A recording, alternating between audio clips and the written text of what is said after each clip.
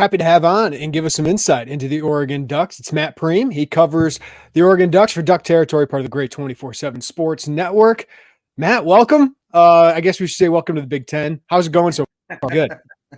Things are going good. It feels weird to say, this is a Big Ten matchup. This is a Big Ten program I'm covering, but this is the world we live in, and we just adapt, right?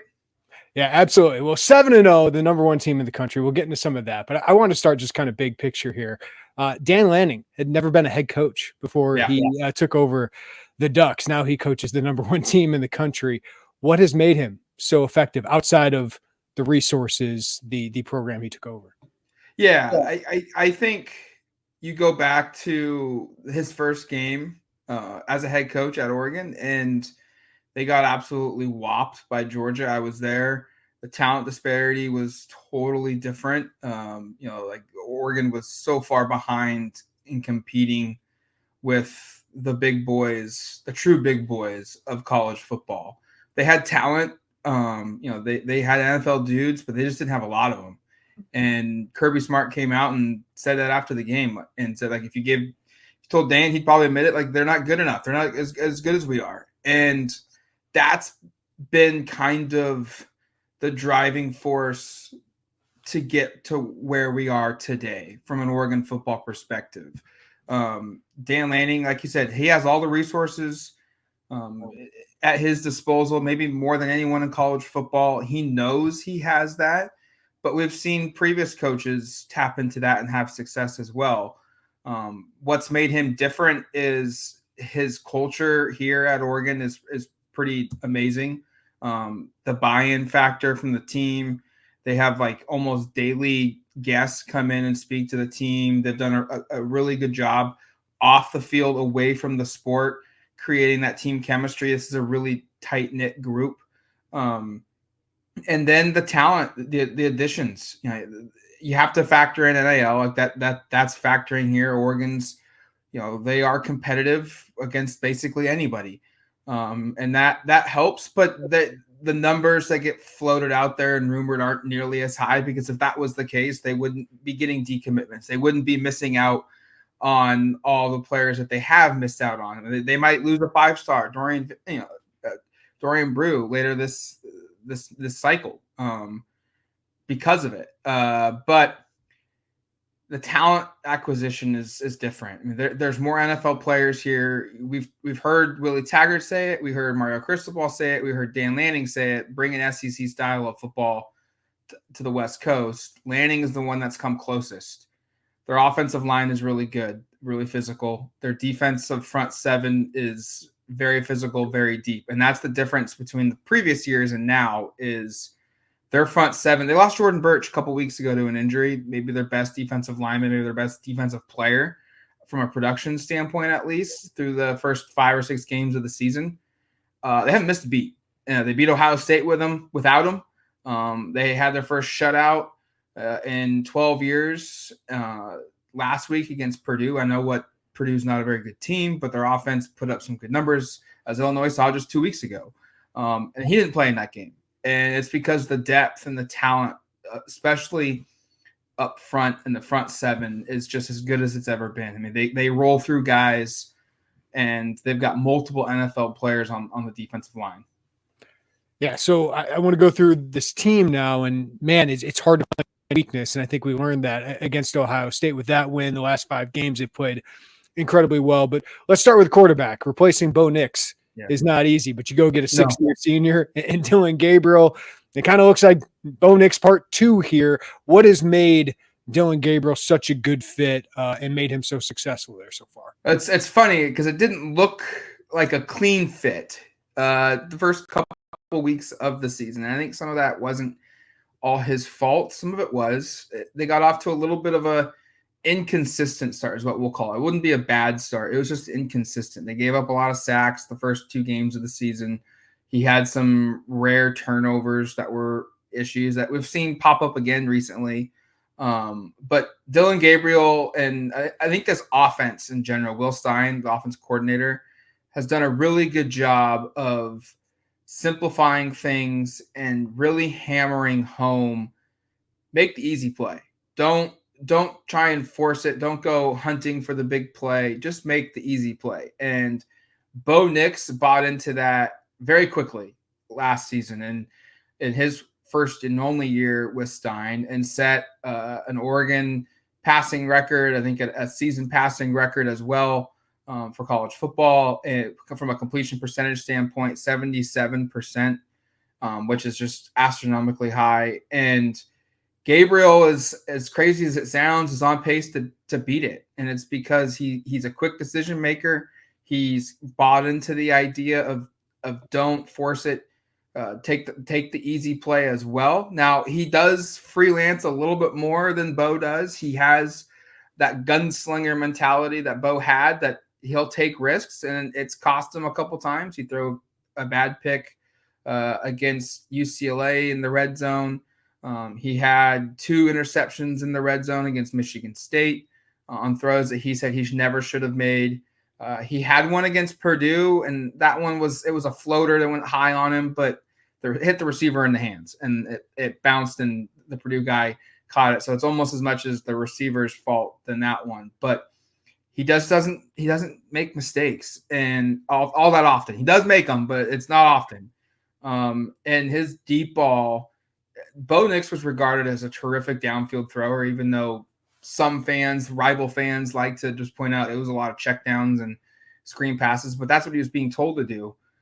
Bo Nix completed 50% of his deep balls, and he threw about, I think, 60 of them, 20 or more yards through the air last season. Really good number. 50, you go 1 for 2 basically every throw. Gabriel's at 61%, and he's had a couple throws, primarily to Evan Stewart, over the shoulder, drop of the bucket type throws that you're just like, that's incredibly amazing to make of a play. You can bet on him right now for a Heisman. It's like plus 400, 500. Like, that's a really good value. Yeah. I'm not going to say he's going to win it, but he should be in New York to be at the final award ceremony. I know you guys have heard me talk about HomeField Apparel a lot, but there's a reason. I have some of these shirts from HomeField Apparel, and they are a premium collegiate apparel brand based in Indianapolis. And what I love about them is they're focused on creating incredibly comfortable, officially licensed apparel with vintage college designs. So go to homefieldapparel.com and check out their Illini gear. The Flying Illini t-shirt, I love. If they have any bomber jackets, go check those out. But you see all of these vintage designs that are great. They kind of stand out in a crowd, but also these are comfortable, well-fitting. They're not the boxy kind of ones you get at the random department store. No, these are well-fitted, comfortable t-shirts and apparel. So go check it out at homefieldapparel.com. Go to the drag down menu, click on Illini, and you'll see all of these great shirts, including Orange Crush, old school Fighting Illini basketball shirts, the Flying Illini t-shirt with the great winged logo, Script Illini gear, including t-shirts, hoodies, an orange ringer tee, the 2004-05 Illinois basketball shirts so you can relive those glory days, but also they have great hoodies, great crew necks, great Illini football gear, including the 80s Illini helmet on there. If you're an old school sweatshirt guy, they got those. If you're a quarter zip guy, they got those. If you want a women's tank there with the Script Illini, they got that. So go to homefieldapparel.com to check out all the great gear they have there. If you're not an Illini fan, they have more than 180 plus growing list of schools. So you can check out all the gear from all over the country. And right now, use code Illini24 for 15% off at homefieldapparel.com. That's Illini24 for 15% off all the gear at homefieldapparel.com. Yeah, you get to see Ashton Genty, and Travis Hunter deserves their Cam Ward. Yeah. But I think if you're the quarterback of the number one team in the country, and if they go undefeated as they're expected to do, I think he'll have a pretty good chance of that. But I want to ask you about the weaponry he has, because, man, he's got a lot of them. And I failed to ask Barry Lunny about Will Stein, who is his passing game coordinator at UTSA. I think they have some similarities with what they like to do offensively. But tell me about this weaponry and how they kind of use it in Will Stein's offense. Yeah, so it's a mash unit of sorts right now. Their star tight end who came into the year, Terrence Ferguson, he was on pace to basically break all the major tight end records in program history. this season. He came back. He's an NFL dude. He is out probably this week he had his appendix removed midweek last week of an emergency. So, he's probably, I would call it like a game time decision, probably not going to play, but maybe there's that off chance. Football players are weird. They heal really quickly sometimes. He'll play, but Kenyon Sadiq is kind of they have two other backup tight ends. Patrick Herbert's a senior. Yes, that is Justin Herbert's younger brother. Huge dude, but he's more of like a blocking tight end, short run, short passing game type guy. Kenyon Sadiq is kind of the future at the tight end position. Will Stein didn't want to compare him to Will Bowers, formerly of Georgia, now in the NFL, but said like he's that type of a tight end where he can catch it and then run away from everybody. He's very athletic. He was at one point the number one athlete in the country in his recruiting class. He's bulked up significantly and kept his speed. He runs like 24 miles an hour. It's a very fast time for a tight end. So those are kind of their tight ends. And then at receiver, Tez Johnson is the headliner. He had 1,000 yards receiving last season, set the program record for receptions in a year. That was also set earlier in the year by Troy Franklin, who's now in the NFL. Tez has stepped into wide receiver 1 and has just flourished. Leads them in receptions by a lot, leads them in receiving yards by a lot, leads them in touchdown receptions by a lot. But he's not alone. Evan Stewart, a former 5-star transfer from Texas A&M, has kind of come on as of late. He's second on the team in receiving yards. He's had multiple deep balls thrown his way that he's caught, a couple of them for touchdowns of 40-plus yards.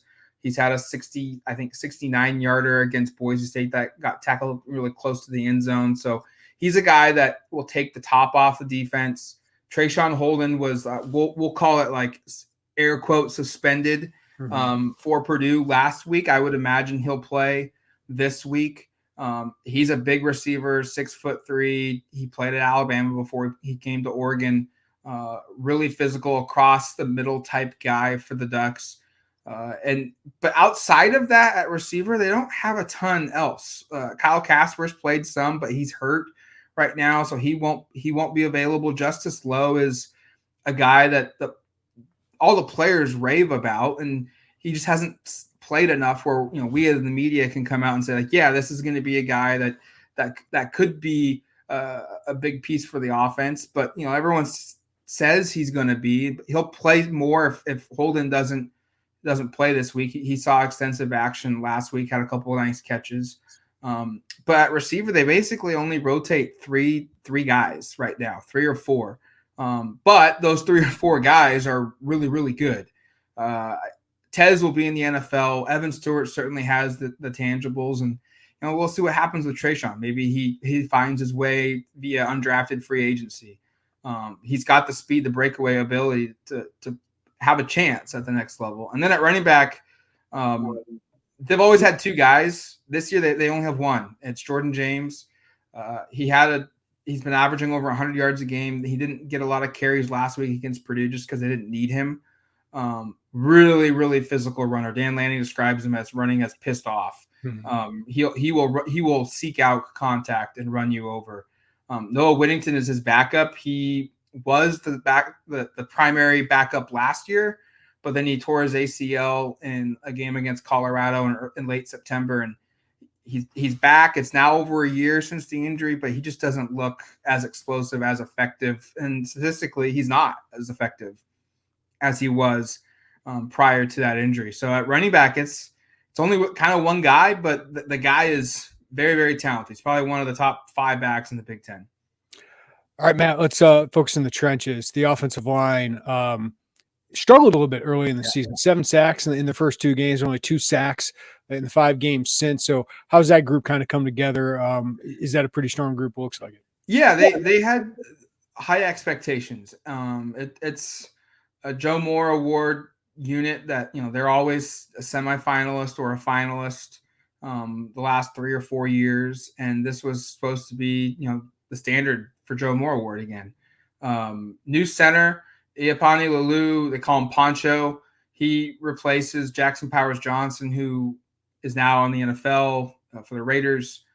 They had another offensive lineman, Stephen Jones, graduate, and they added a transfer from Indiana, Matthew Bedford, and he was kind of be the right guard. And Josh Connolly was back. He was going to be a potential, some caliber All-American, certainly an all Big Ten conference player at tackle, at right tackle. Josh Connolly, a junior who's being viewed as a potential early entry draft guy who could get picked in the first 3 or 4 rounds. He's at left tackle, and then Marcus Harper's at left guard.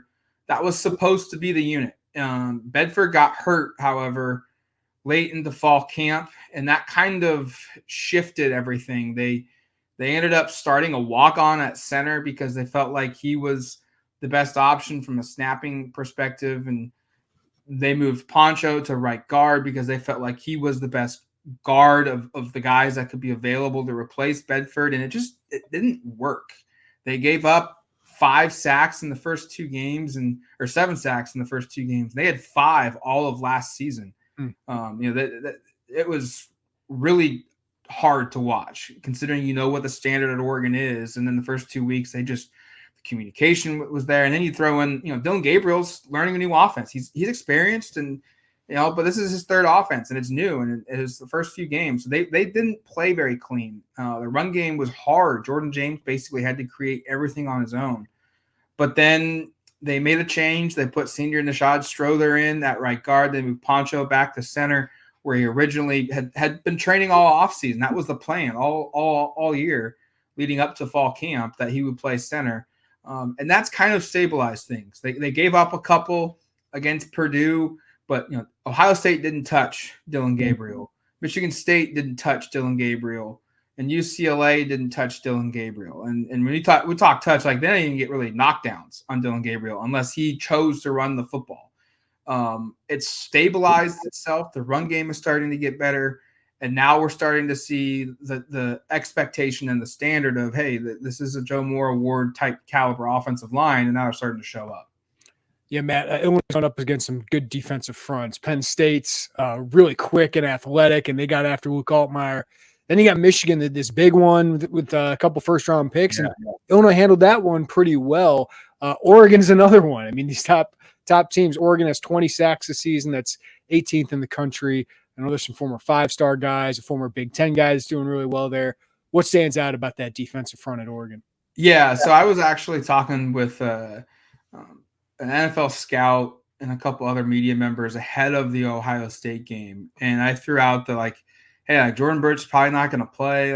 The rumors were out there. It's pretty clear he wasn't playing, and I was like, we'll see what happens. But I tell him, I got flashbacks of when Burch got hurt against Washington in the Pac-12 championship game in Vegas last year, and the Huskies were able to roll all over Oregon's defense in that first half until they could make some adjustments at halftime. And then by the end, the game was behind Oregon. They were playing from behind. And this NFL scout looked at me and it's like, he's a big loss, but I've got a lot of confidence that Oregon's depth will show up. That guy was very, very adamant. And I thought it was kind of noteworthy. And then as the game played out, we saw, and it's like, yeah, clearly the NFL is high on Oregon's depth along the defensive line. And I don't know if they've got the first round potential guys that Michigan had. Probably don't. But I think the depth is as good, if not better. Derek Harmon has transferred over from Michigan State, an all Big Ten player last season, and has flourished in Dan Lanning's system. Really good at pressures, really good at attacking the run game. He had the strip fumble recovery against Ohio State where he just straight up, he didn't even try and tackle, I think it was Judkins. He just straight up said, give me the ball, and ripped it from him, and then fell to the ground. And then you've got Mateo Uyungale, DJU's younger brother, and he's kind of played Jordan Burch's role a little bit since Burch has gone down, and he's starting to flourish. He's I think 4 or 5 sacks this season. He had 1 against Purdue. He had 1 against Ohio State. And he actually spoke yesterday, and he's brought up, he was joking, I'm getting into the backfield so fast that it kind of stinks that QBs see me and just fall down because they know they're going to get popped pretty hard. and he's like, it's kind of making my sack totals look soft. But he's like a 5-star, 6'5", 6'6", 270-pound dude. He's huge. He could have played tight end at Oregon if he wanted to. He's come here and he's played defensive line, outside linebacker. Jamari Caldwell is a sneaky addition that they've added from Houston. He's a senior nose guard for the Duck defense, and that's another guy that NFL scouts are looking at. And again, like he's not Mason Graham. He's not going to be a first-round draft pick, but he's an NFL guy. And NFL scouts every week come to watch him play, practice, and then in games. And he will hear his name called. And then you've got some sophomores that kind of do a little bit of some dirty work, and they don't really get a lot of the stats because of the defensive scheme that Oregon plays. Tatum Tuioti, and then Amarion Winston, 2 sophomores that are on the outside that they play a lot. They make a lot of plays for others to make tackles or for others to get sacks. And then that linebacker, the depth of it. Amari Washington's a sophomore that Oregon staff said since he showed up last year, he's an NFL dude. He just needs to put it on tape. And we're starting to see him play a little bit more and more as a true sophomore. And he will probably be the big name next year, but he's making plays now as well. They're loaded. It's as good of a unit as I can remember since at least 2014 when that team had 2 first-round draft picks in DeForest Buckner and Eric Armstead. Absolutely. Well, the secondary, they run a lot of zone, it looks like. The matchup with Luke Altmaier and these wide receivers, I think this is where Illinois has to succeed, given the talent up front. I know Oregon's really talented across the board. They are a little smaller, so I'm interested in Pat Bryant against these guys. But what do you think of this matchup with Illinois' passing offense? It helps that Oregon played Ohio State already, because that gives you the confidence that they can hang. Because they're pretty loaded. Yeah, they played well. Jeremiah Smith and Emeka Ibuka, and then Evan Stewart and Tez Johnson are probably 1 and 2 receiving combos in the Big Ten. Sure. And then I think it's this group as the number 3 group. And they're really good.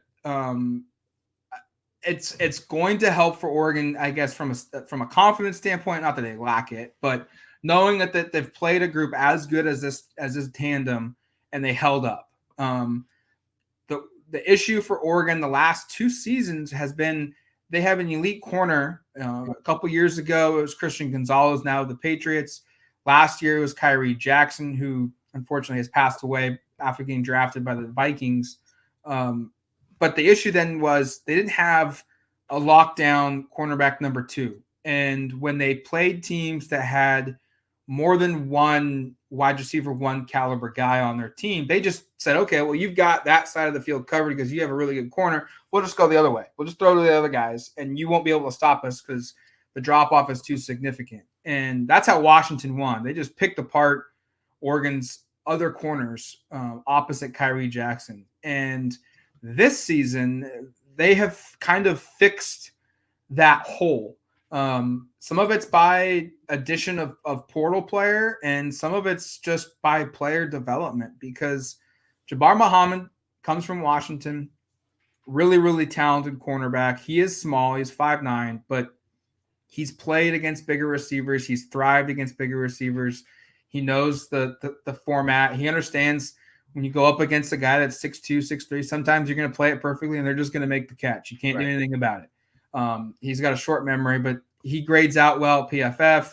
Oregon's really high on him. NFL scouts are really high on him. He's a lockdown corner. Dante Manning and Nico Reed are returners from last season that have gotten better. And Nico Reed in particular showed really well against Ohio State. And it's always been, and what will be the case this weekend is, okay, just live to fight another day. Don't get beat where you give up the humongous explosion play. Get the tackle, make the play. Hopefully you don't give up the catch, but if they do, don't live to fight another day. Get the guy down, come back, repeat, make him do it over again, and drive the length of the field, because Oregon's defense feels like if you make your opponent drive the length of the field, they'll eventually make a mistake.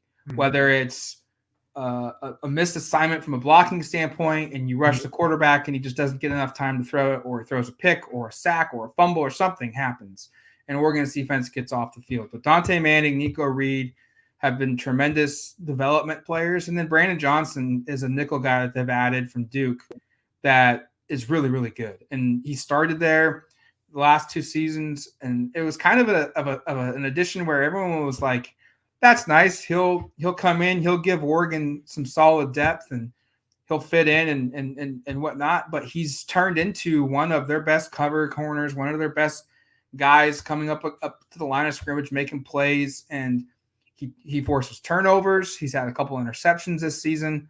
And his play in the slot at nickel has also been a huge benefactor for Oregon this season against the pass.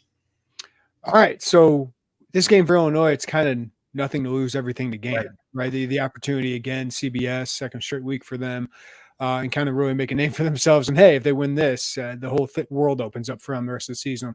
What's this game mean for Oregon, Matt? That's a good question. Like, I'm curious of what the vibe is going to be like, because everything, like, I've tweeted it ahead of kickoff against Ohio State. Like, they put so much thought into a marketing, a branding, and you could totally tell that Ohio State game meant everything to the team too. They literally had like a fireworks show before the game started. And now it's a couple weeks removed. It's the first game since then. It helps that Oregon's been juiced up to number 1 in the country, the first time since 2012. But what's the atmosphere going to be like? It's going to be impossible to top what Ohio State was. You know, those with night games come with that. This is a midday game, but it's the first time CBS has ever been here, I think. And that will carry some intrigue and some excitement of the big crew here calling a game. It's another ranked opponent, which helps. Like, I think if Illinois wasn't ranked and they still had the same record, this could turn into a trap game. But it's status quo. It's keeping the standard. Dan Lanning was asked, like, what does the number 1 ranking mean for you guys, and how does it factor into this week? And his response was, who cares? And so I think it's all about showing your standard and getting the victory. And as we know in college football, like, crazy stuff happens, especially as you get closer and into the month of November. And I think the spread of 25 is really high. That's a lot of points, especially for a team that doesn't make a ton of mistakes like Illinois doesn't do. They control the clock. That's going to be hard to score enough to get to that high of a spread. So it's almost like, for me, of what does this game mean? It's just win and look good doing it. And if the score for whatever reason is closer than the 25-point margin it's supposed to be, who cares? Just get the victory, play good. Don't give seed of doubt for maybe you aren't the number 1 team in the country because you overlooked Illinois, or you played sloppy and you won the game 27 to 14 or something like that. Like, when you're a 25-point favorite, just look the part, be number 1, look the part, and get the win. So Matt, what are kind of a couple of your keys as you kind of looked into Illinois of making sure they do that, of taking care of business? It seems so cliche, but win third down defense. Illinois was, I think, just 38% on third down conversions against Nebraska, Penn State, and Michigan.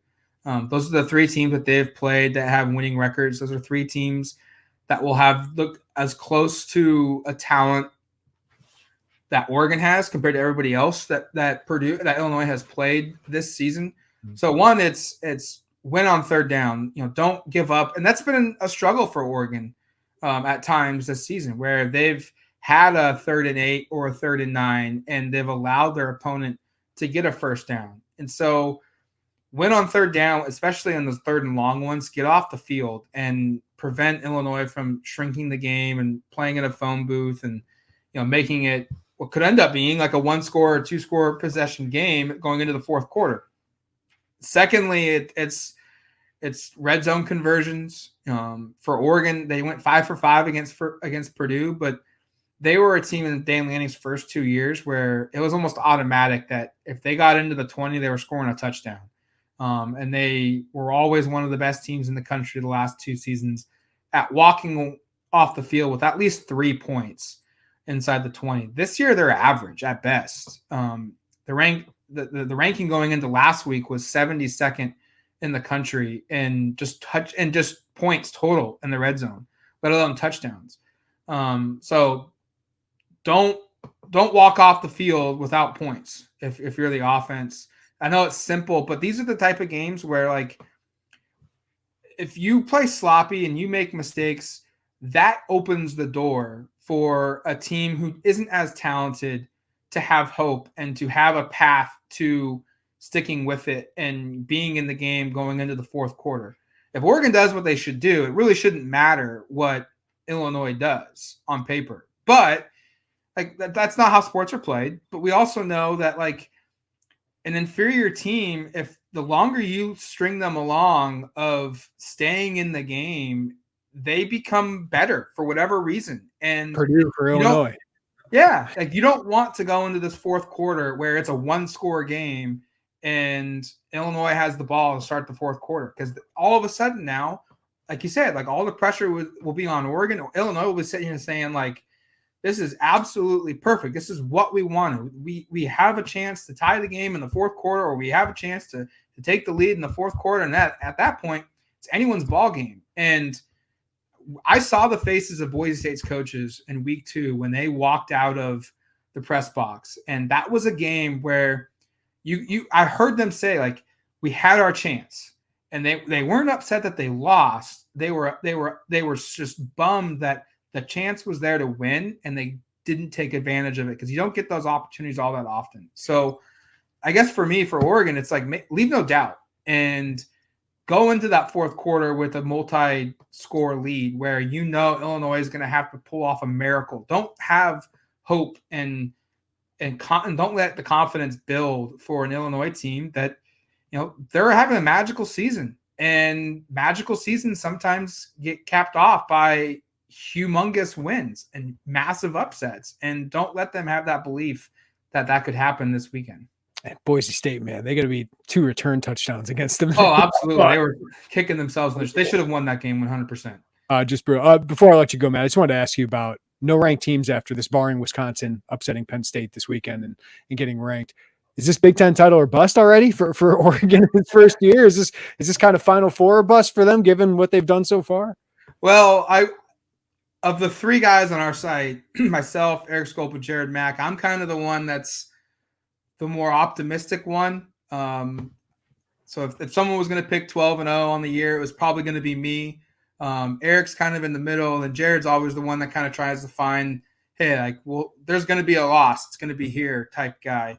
Eric and I both picked 12-0 going into the season. Now, when you asked us after week 3, did Oregon, if we redid it, we both said on our show, like, we didn't have a lot of confidence Oregon would go 12-0 before they played Ohio State. And probably at the time, Michigan still looked respectably good. Mm-hmm. We weren't sure what Illinois looked like. Wisconsin was always going to be kind of that trap game. But now where things are at now, knowing what Oregon is, you don't want to say 12-0 or bust, but that's kind of how it's set up, where if they lose any of the 5 remaining games, it's Illinois this weekend, and they go to Michigan, they come home, they play Maryland, they go on the road to play a Wisconsin team that gets a bye week before they play Oregon, and then they get their own bye before playing Washington. Any one of those games they lose, it'll be a pretty heavy disappointment. Mm-hmm. But the caveat here is they still have the inside track to the Big Ten championship game. And I think that's what it is. It's Big Ten championship game or bust. Like, if they don't get to Indy, knowing how they've set the table through the first 7 games of the season, that will be a catastrophic failure. And you have to go back and look at what happened and why did it happen, and how do you make sure it doesn't happen ever again?